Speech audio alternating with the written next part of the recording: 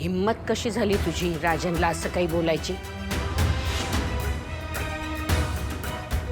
तो माझा मुलगा आहे. त्याला मी रागवेन, ओरडेन, मारेन, काही करेन. तो माझा हक्क आहे. पण दुसऱ्या कुणी त्याला वाटेल तसं बोललं ना तर गाठ माझ्याशी आहे. पण बहिणी, तुझ्या लक्षात येतंय का त्याने फसवले तुला? परक्या मुलीशी संगनमत करून त्याने तुला फसवलंय आणि तू त्याला त्याची शिक्षा दिलेली आहेस. तो माझा वैयक्तिक प्रश्न आहे. तू त्यात पडू नकोस. पडलीस तर फार महागात पडेल तुला. कामिनी, तशीच वेळ आली ना तर गरीब हरिणी सुद्धा आपल्या पिल्लाला वाचवण्यासाठी वाघाशी झुंज देते. मग मी तर कोण आहे हे तुला चांगलंच माहिती आहे. आई,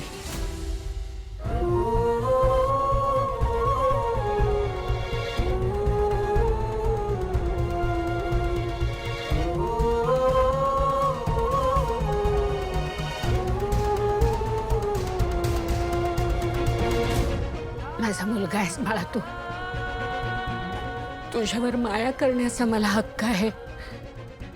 तसाच तुझ्यावर रागवण्याचाही हक्क मला आहे. पण म्हणून घरातलं दुसरं कोणी तुला उलटसुलट बोललं ना तर मी खपवून घेणार नाही. आई मी चुकलो, मला माफ कर. तू चुकला नाहीस, पण तुझा मार्ग चुकीचा होता. पण तो मार्ग निवडण्यामागचा तुझा हेतू तो तर चांगला होता ना. वहिनी, ए वहिनी, काय करतेस तू? अगं, माफी द्यायची याची लायकी नाहीये वहिनी. तुला एकदा सांगून कळत नाही? यापुढे आम्हा मायलेकांमध्ये पडू नकोस. राजनला एक जरी वेडावाकडा शब्द बोललीस तरी याद राख.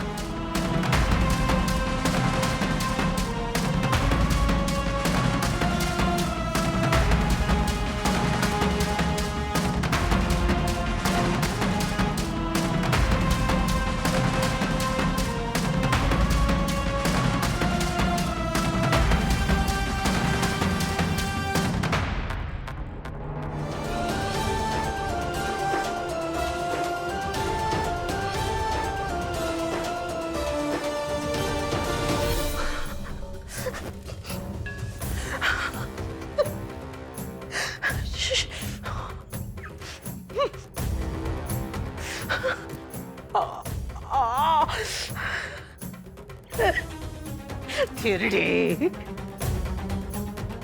आज तुझ्या लाडक्या लेकासाठी म्हणून तू माझ्यावर हात उगारलायस.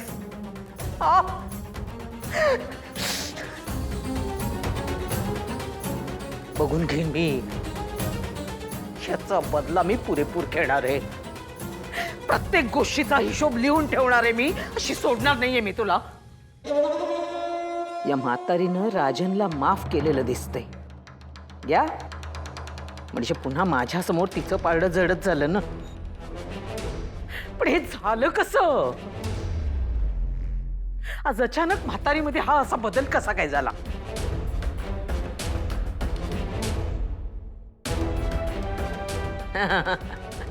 बरोबर आहे, आता लक्षात येतंय. तो सामूहिक विवाह सोहळा होता हा, तिकडेच या गावच्या फिकारड्या मुलीने तिच्यावर काहीतरी जादू केली असणार आणि ही लगेच म्हातारी बोलली. असंच असणार. पण तिने राजनला माफ केलं.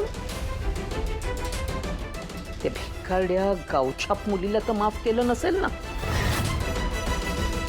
नाही, या म्हातारीचा ना काही नेम नाहीये. खरंच काहीच नेम नाहीये. ती कशी वागेल ना काही सांगता येत नाहीये.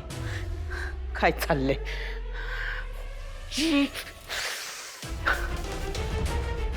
असं वाटतंय सगळ्या गोष्टी फेकून द्याव्या.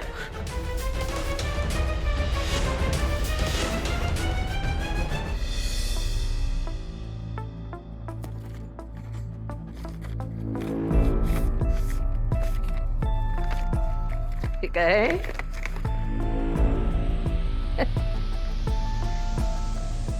DNA रिपोर्ट काय करणार आहोत त्याचं?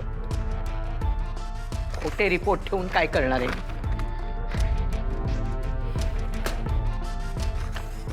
नजरेस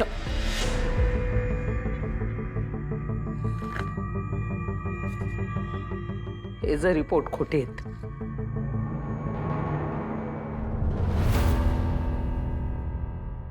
हे रिपोर्ट खोटे आहेत म्हणजे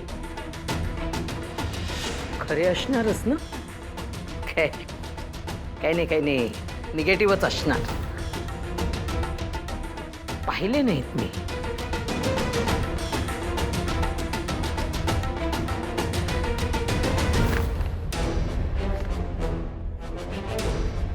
माझ्या मनात आता जी शंका येते ती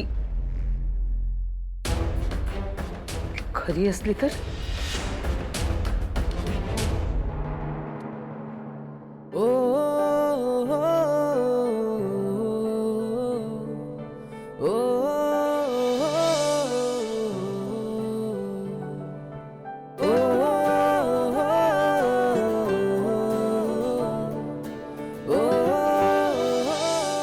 यार, ते सगळं खरं झालं असतं तर किती छान झालं असतं.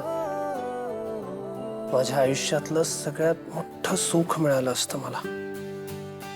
कमळेशी माझं लग्न झालं असतं.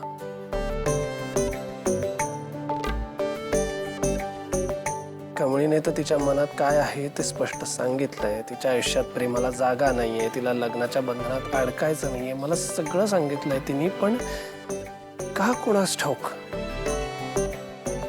मला असं वाटतंय की तिच्याही मनात माझ्याबद्दल काहीतरी आहे.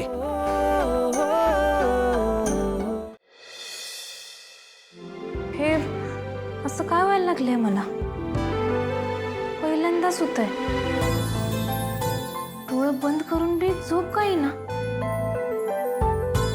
नुसतं असं डोळ्यासमोर मंगलाष्टिका, मुंडावळ्या, ऋषी सर. नाही हे कमळे, हे असलं काय बी विचार करून चालायचं नाही. तुला फक्त तुझं शिक्षण पूर्ण करायचं आहे. आई आणि आबांचं स्वप्न पूर्ण करायचं आहे. ह्या स्वप्नांच्या पुढं काय बी नाही.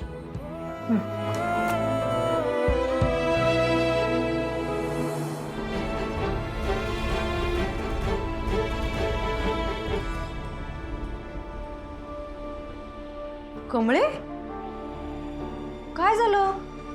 कसला विचार करत बसलीयस? काय नाही, तू झोप. मला काही खुळी समजतेस वय ग? अगं काय नाही म्हणलं ना.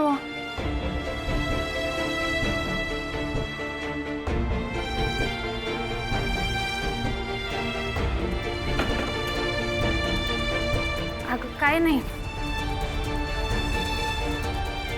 कमळे, तुझ्या चेहऱ्यावरची एक रेष जरी हल्ली की नाही तरी मला कळते तुला काय व्हायले ते.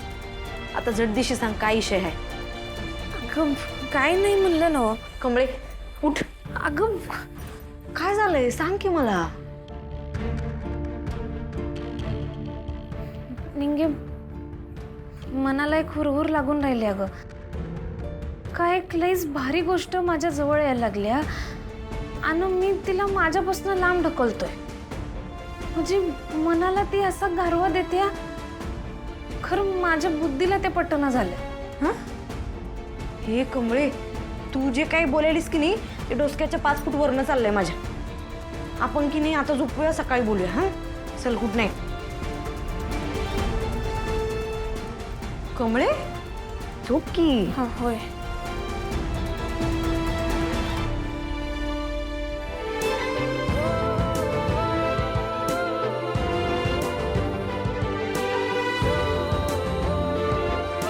मला हे सगळं सोडून माझ्या ध्येयाचा, माझ्या स्वप्नांचा विचार करायचा आहे. हे बास, इथंच बास झाला.